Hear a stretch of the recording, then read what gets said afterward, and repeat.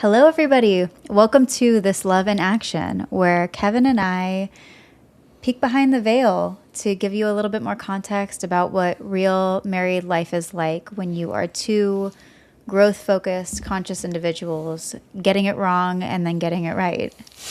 Exactly. One of the things that we've talked about is just how important it is that no one ever really talks about what happens behind the scenes of relationships. People only ever see what you present, and there's so much that goes into making a healthy relationship. And so we wanted to pull the curtain back and show a little bit of the good, the bad, and the ugly so that other people can actually see what goes into it. And in an effort, also be vulnerable ourselves. Yeah. One of the things that Kevin and I have been talking about over the last few years of our relationship has been that so much of what you see about relationships are based off of social media, which we know is fake, or reality TV, which we know is toxic, or romance and like romantic comedies, which is highly idealized, sometimes borderline codependent, and like just, to be romantic, they really steer things in a specific direction. And even the stuff that kind of like navigates a healthier line, it finishes at the peak and you never get to see what happens in the day to day as they're making their relationship work. So as we've navigated our relationship and we continue to have really intentional, honest conversations with each other and work at this literally every day, it occurs to us that like, wow, wouldn't it be great if we got to see a little bit more of couples that we relate to, that actually have the type of relationship that we want and know what goes on for them. A lot of people have told us too that that we're that couple for them. So, I don't want to overly glamorize how hard it's been. We've gone through so many ups and downs, and we'll get into all of the specifics on that, by the way. We're really, Yeah, we are really getting into the knots in this. absolutely. There is, oh man, it's also like we're coming up on 8 years together. And a lot can happen over the course of 8 years. I feel like we met when we were obviously a lot younger. I know, speaking personally, I was significantly less mature, and it's been a big evolution to just see where our relationship is today versus where it was 8 years ago, who we are as people. Like, we're different people. Even from when we got married 5 years ago, we're two different people than when we got married. And I think that's an important piece too, is you don't just marry one person. You don't just date one person. You date the different evolutions of that person, where they are in their lives, things that are harder, easier. And it's important to make space for all of that. Yeah, well, I mean, I think especially for the two of us, because we are so intentional about wanting to keep peeling back the layers and keep like bringing forward and embodying more versions of ourselves. And it's been hard. It's been scary. It's been exhausting.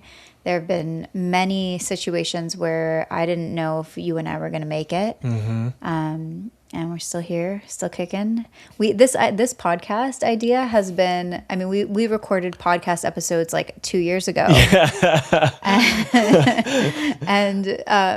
And we were like fighting the whole time. It was not a great experience. But again, it's just another lesson of like the evolution that we've gone through to be in this position to sit down and make it now, and also to keep going, because like the first time you try something doesn't mean it's always going to go great. Yeah. Doesn't necessarily mean it's a bad thing.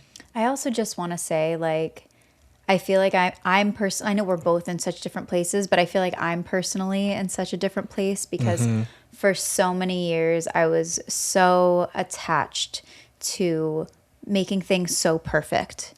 And like, while that benefited our lives in a lot of ways, it was just completely wringing me out. And I feel like my focus, especially over the last few months, has really been on stepping into a new way of feeling as I move through life.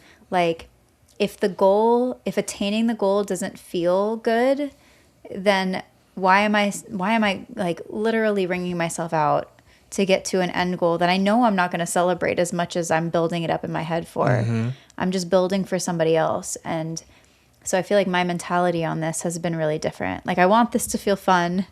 I want it to feel like, you know, like this is adding to our relationship. And I know we've had many discussions. You've been super vocal about wanting that as well. So yeah, it's just, Can you share some examples? Yeah.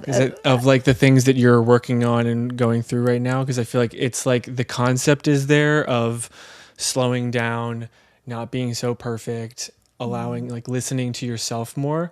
But I think that tangible, like what's an example of something like that people can understand? Gosh, we have so much that I feel like we need to catch everybody else up I know. on. How long do we have? I know. But I mean, realistically, like, I would get really fixated on a mission.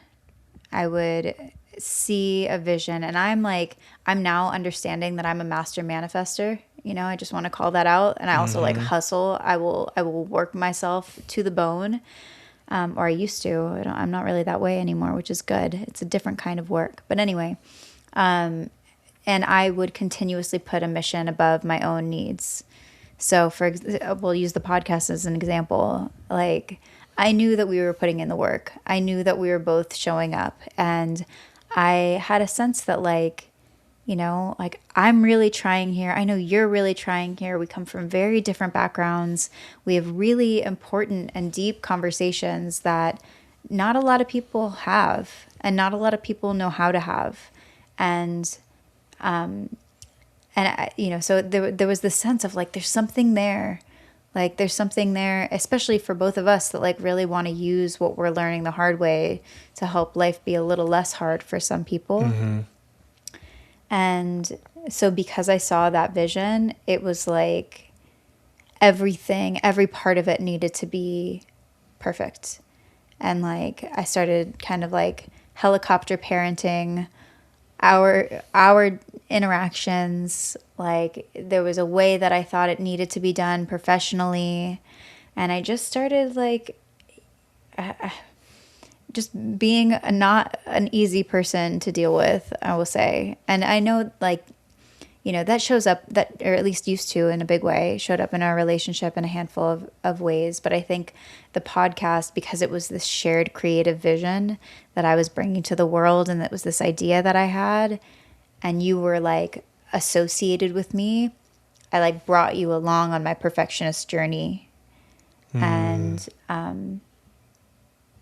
And yeah, like, you know, I'm learning. I don't think I'm that way. Definitely not. No. So much has changed. So much has evolved. And I think there's also a fair point too of like, I appreciate you saying all that, because like there is that dynamic, but it takes two to tango. I was not the easiest person to work with either. I think I have a tendency to people please. So I didn't bring any forward thinking vision into the podcast. It was more of a yes man, like, okay, what do you think we should do? And it just puts so much of the effort and work on you. And I think it fed into the dynamic of the perfectionism, but it was the same time, like at any moment I could have stepped up, added more, been more thoughtful with the planning, put together some other materials and plans that would have contributed to feeling more like a shared vision and not all on your plate, which is a big piece that contributed to a lot of the frustration of it all too, because I was walking on eggshells around the whole thing. And in that position, the whole purpose of this is to peel back the layers, have honest, raw conversations, speaking from a place of groundedness. And I certainly wasn't coming from that place too. And that's been a journey that I've been through quite a lot these past 2 years in particular. You really, like, you have shown up in a lot of ways. I mean, I know we're both still working through a lot of things, so I also want to be mindful that like so much of these themes still show up in our relationship, and it's like almost a constant thing to have to catch yourself and de-identify with the person you used to be and allow yourself to step into something new. But you have to catch those things. And so I think like one of the big dynamics though that I feel like we're both kind of touching on is what I think a lot of people are also dealing with, which is like a mother-son sort of relationship with their partner. And it is so unbelievably tricky and exhausting to enter that place where one person kind of becomes the, like, we'll call it caretaker, and the other person gets to kind of assume the role of, I feel like saying child feels a little harsh, but like, in the patterning that you play out, one person kind of gets to be a little less responsible, show up and like be in the back seat of life. I think it's so prevalent today, and I know at least a lot of the stuff we see on social media is addressing some of like the mental load, and primarily I think it's women that hold that. And Talk to me about mental load, because I feel like a lot of people don't even really know what that is, and we've had lots of conversations about that. So many conversations. Boy, oh boy, did I not realize what a man child I was. Yeah, so mental load, like if you've ever, seen your partner where something minor happens and they seem to blow their cap off, it's not because that minor thing happened. It's because they're carrying the weight of all of the decisions that the household moves through. When is the next appointment? What's for dinner? What's going on the grocery list? When does the laundry need to get done? Is it folded? How long do we need to leave before we get to the right time? Hey, this is what's coming on the calendar. These are our children's games, appointments, doctors, teachers, the names. When is homework due? When is after school sports? Like, all of those decisions take effort and energy to put into. And I think primarily that has been offloaded to women, and maybe offload is the wrong word, because they just like shit needs to get done, so they get done. And so I think the mental load is the weight of all of those micro decisions and the responsibility associated with that you don't really ever get to turn off. And I think that's a big thing. If you don't ever get to turn, like, okay, how many people do you know where it's like the guy plays video games for like an hour or two with his friends? It's just a little decompression moment. Great. There's nothing wrong with that inherently. But if you're doing that while your partner is continuing to drive your lives forward and doesn't ever get that off switch, those 2 hours to turn off, if your partner never gets those opportunities to turn off, it adds up, and resentment builds too. Because you're just like, I have to do everything. Why don't they do something? I just asked you to take the chicken out of the freezer and thaw it, and you just couldn't even do that.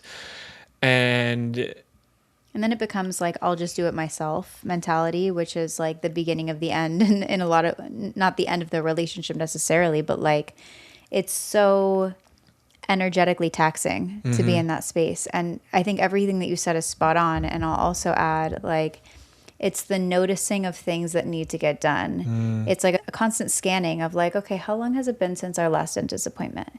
Or like, oh, we just ran out of this. We ran out of broccoli. Like, that needs to go on the grocery list.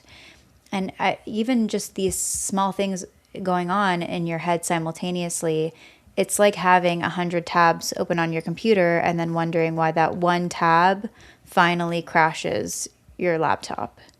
And I feel like to be in a relationship with someone is to find out how to share all of the physical tasks, but also sharing like the energetic, emotional drains as well. Because if 80% of your energy is spent on trying to keep life moving at some rhythm, then of course you like spending a couple extra hours working and then having to make dinner is just like completely depleting your battery. And there's, really no way to properly fill that back up without deep investment of your own time and like prioritizing yourself. And in order to do that, you have to feel like the things that are continuing to happen in life can be taken on by someone else and you not have to worry about it anymore. And that's where the partner comes in, is sharing the mental load, coming in and just having that faith of like, oh yeah, no, I got this. So how did you learn to take on mental load. Because the other thing I want to mention is like, there is this period of time where when someone else is taking it on who has previously let you down, like there is a trust that needs to be rebuilt. So yeah, I'm curious how you see the mental load being reabsorbed. It's been a process for sure. Like I think there's first the introduction to like the idea of the mental load, because like we were in sort of the the mother-child dynamic. And so it started from many fights. I'm going to be more clear here and say that I brought it to you. Yes, I think, okay, yes, you did. 100%. Yeah. Many times, again and again, because it was something, and then there's also shame associated with it. And that's a big component of, you would bring it to me and I would feel inadequate, like as if what I'm doing isn't enough, even though I'm doing things in other areas. So there's this defensiveness that comes first. Where you're like, well, what are you talking about? I'm doing X, Y, and Z over here. So I think the shame is a big component too. But I think you brought it to me many times, and there was what I didn't realize, which is interesting to say this out loud, was how much effort it took To bring it up? No, to train myself to notice things and to do things more in practice. Like, am I looking at what our calendar is showing up? Am I looking at what's in our notes doc where we have shared tasks and shared things that we've already talked about doing? And this is even before it's, I guess, the point of adding those tasks proactively. Yeah. Interesting. Yeah. Well, I'm gonna just go ahead and say that it was very energetically taxing to bring up, because to carry that much mental load and to also notice what's going on in the dynamic and then to bring it to you only to have you be quite defensive was really exhausting. And I mean, as you mentioned, it took a really long time. And so you're talking about all these lists and things like that. It's like, who set up the lists? Who was maintaining the list? Who had to tell you, like, hey, check these lists. Like, here's the way you can start taking things on, you know? And so, like, I hear you that, like, it was taxing for you because it's something that you had never had to do before. No, it's something that you had never done before. And also, one thing that I want to mention is that, like, if you're in that, like, mother-son or even dad-daughter relationship, I assume that there's probably some people or in any other relationship dynamic that kind of mirrors this uneven balance of responsibility. Caretaker and being cared for. There, at least for us, there was a need for me to almost lean in harder to the mothering so that way you could learn, and you expected affirmation and encouragement and gratitude for all of the things. And I'm like, oh my gosh, you opened up the notes doc. And, you know, boy, did I want that. That's a whole nother thing. Yeah, oh my God, did I want reassurance. Yeah. Of doing 2 or 3 things, and not only would I want the reassurance, but I would like bring them to you with this, like, look what I did. You're like, and you're like, that's the baseline for just being a partner in a relationship. And honestly, not even quite the baseline. You're making progress, but you're still not there. Yeah. So it's going back to what you shared earlier, is like there's that lack of trust that exists.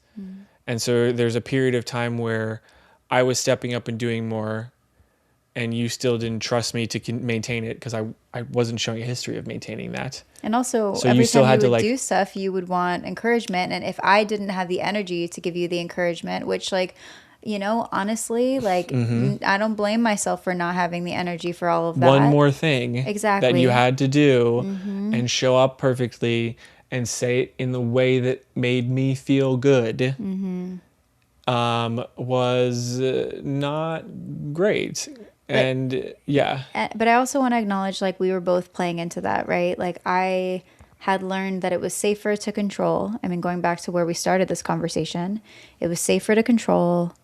my trust issues started long before you.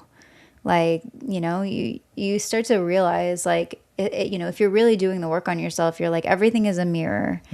And, we'll talk about this in probably 1,000 other podcast episodes, but like there was so much embedded codependency that like you needing me was actually part of that cycle. It wasn't just that you hadn't figured these things out and you felt like me expressing my needs was part of it. Like, I also want to take accountability and say that like, I chose you because you were someone who might need me, and I enabled that behavior. And so it's been an evolution for both of us. And I just want to acknowledge that like, if you're in a situation like this and you are experiencing this sort of dynamic with your partner, it doesn't have to be like the end. Like, there is a possibility to move things forward, but it really does require a true investment from both people to look at their own stuff and stop pointing the finger at the other person, which we still do a lot of, just to be clear. Like, we're not perfect. We're not perfect on this. Sometimes you have to like point directly at the mirror and you're like, who are you? Oh, that's okay. You're the one sabotaging my life. I And know. it's just the mirror. But yeah, I mean, like, it's quite a journey. But yeah, we'll get into this and so much more. I feel like we've covered a good amount in our first episode as we dabble into this space. But if you enjoyed what you heard and you want to follow along for our journey, if you have any topics that you want us to cover, please feel free to like, subscribe, add a comment, follow us on social media. We also host a monthly mystery date night where we take each other to a place we've never been. So lots of fun things coming up on our pages, and we will see you next time.